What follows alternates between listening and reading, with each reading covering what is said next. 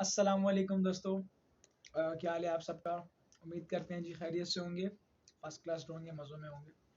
दोस्तों जैसे कि आप लोग तो जानते ही हैं, अल्हम्दुलिल्लाह मोहम्मद हमाद मलिक आपके सामने बैठा हुआ है। दोस्तों मैं कभी कभार सोचता भी हूँ कि यार मैं आप लोगों के लिए वीडियोस वगैरह क्रिएट करता हूँ, बट मुझे आप लोग आउटपुट रिस्पॉन्स नहीं करते हो, है ना। और मैं सीरियसली आप लोग मुझे आउटपुट रिस्पॉन्स नहीं करते, तो जिस वजह से मैं बहुत ही ज़्यादा वो डिमोटिवेट की तरफ आता हूँ। बट फिर मैं सोचता हूँ नहीं यार कोई बात नहीं, जस्ट चिल यार। खैर, आज आप लोग नहीं कर रहे, कल कभी ना कभी तो यार आपको भाई की याद आएगी ना, और आप लोग फिर बोलोगे यार वाकई में यार एक बंदा था, हमारा बातें हमें बोलता था और हम उसकी बात को नहीं मानते थे। सो दैट्स वाई कि हमेशा इंसान को अपने टीचर की ना कदर करनी चाहिए, क्योंकि जब हम स्कूल लाइफ में थे, हम नर्सरी से, मैंने अल्हम्दुलिल्लाह नर्सरी से पढ़ना स्टार्ट किया था। तो मैंने नर्सरी में पढ़ा, KG1 KG2 के अंदर, फिर 1 क्लास में आया, 1 2 3 4 5 6 7 8 9, अल्हम्दुलिल्लाह कोई क्लास छोड़ी नहीं है। तो ये मैट्रिक लेवल तक मैंने ना अपने लाइफ के अंदर ये सीखा है कि हमेशा टीचरों का कहा मानो, क्योंकि जो आपके माँ बाप होते हैं ना, माँ बाप उससे भी ज्यादा हक रखते हैं आपके असातिज़ा, क्योंकि माँ बाप आपको घर की तरबियत करते हैं यार, और जो असातिज़ा होते हैं वो आपको दुनियावी तरबियत भी करते हैं और दीनी तरबियत भी करते हैं, आखिरत की भी और दुनिया की भी। तो माँ बाप का हक ज्यादा होता है, सके माँ बाप का, नफसी माँ बाप का हक ज्यादा होता है, ये हम लोग बोलते हैं ना। नहीं, ज्यादा हक होता है आपके असातिज़ा का।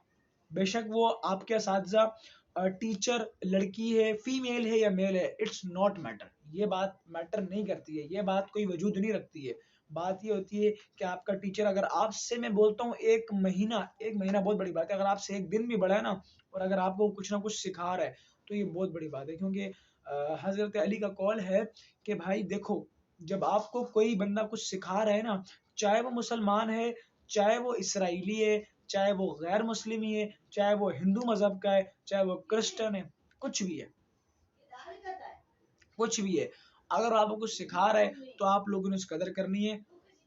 तो क्या लेकिन मकसद यही है। तो दोस्तों आज की वीडियो का हमारा जो है, अब थोड़ा सा आप लोगों का फन की तरफ लेके चलते हैं। आज की जो हमारी वीडियो का टॉपिक है वो ये है बैल और गधा। दोस्तों ये मजाकिया कहानी है, आप लोग सुनोगे आपको बहुत मजा आएगा यार। मैंने जो ये कहानी जब पढ़ी ना, मुझे इतना मजा आया, literally I was just saying about कि यार बहुत ही इंटरेस्टिंग कहानी है। तो मैं इस कहानी को आप लोगों के साथ पढ़ता हूँ और सुनाता हूँ। तो चलिए आज की वीडियो हम लोग स्टार्ट करते हैं। किसी गांव में एक बड़ा जमींदार रहता था। खुदा ने उसे बहुत सी जमीन, बड़े बड़े मकान और बाग दिए थे, जहां हर किस्म के फल अपने अपने मौसम में पैदा होते थे। गाय और भैंसों के अलावा इसके पास एक अच्छी किस्म का बैल और अरबी गधा भी था। बैल से खेतों में हल चलाने का काम लिया जाना, और गधे पर सवार होकर जमींदार इधर उधर सैर को निकल जाता।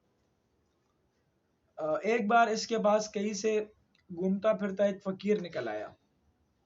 जमींदार एक रहमदिल आदमी था। उसने फकीर को अपने यहाँ ठहराया, उसके खाने पीने और आराम से रहने का बहुत अच्छा इंतजाम किया। 2 4 दिन बाद जब वो फकीर वहां से जाने लगा, तो उसने जमींदार से कहा, चौधरी तुमने मेरी जो खातिरदारी की है, मैं उसे कभी नहीं भूलूंगा। तुम देख रहे हो कि मैं एक फकीर हूँ, मेरे पास कोई ऐसी चीज नहीं जो तुम्हारी खिदमत में पेश करूँ।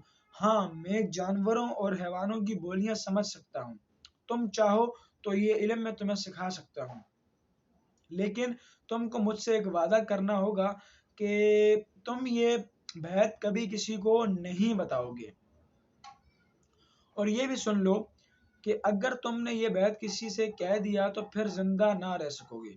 चौधरी ने कहा, बाबा मैं तुमसे वादा करता हूँ कि मैं ये बैत कभी किसी को नहीं बताऊंगा, मतलब एक राज था ना ये, और तुम्हारा ये एहसान उम्र भर याद रखूंगा। खैर फकीर ने उसे जानवरों और हैवानों की बातें समझने का अमल सिखा दिया और चला गया। जमींदार के पास जो बैल था वो बेचारा सुबह से पिछले बैर तक हल में जाता रहता। शाम को जब वो घर आता तो उसके खाने के लिए भूसा डाल दिया जाता, लेकिन गधे को सब्ज घास और चने का दाना खाने को मिलता। गरीब बैल ये सब कुछ देखता और चुप रहता। दोस्तों आज की कहानी यहीं पे, नेक्स्ट वीडियो, अल्लाह हाफिज़।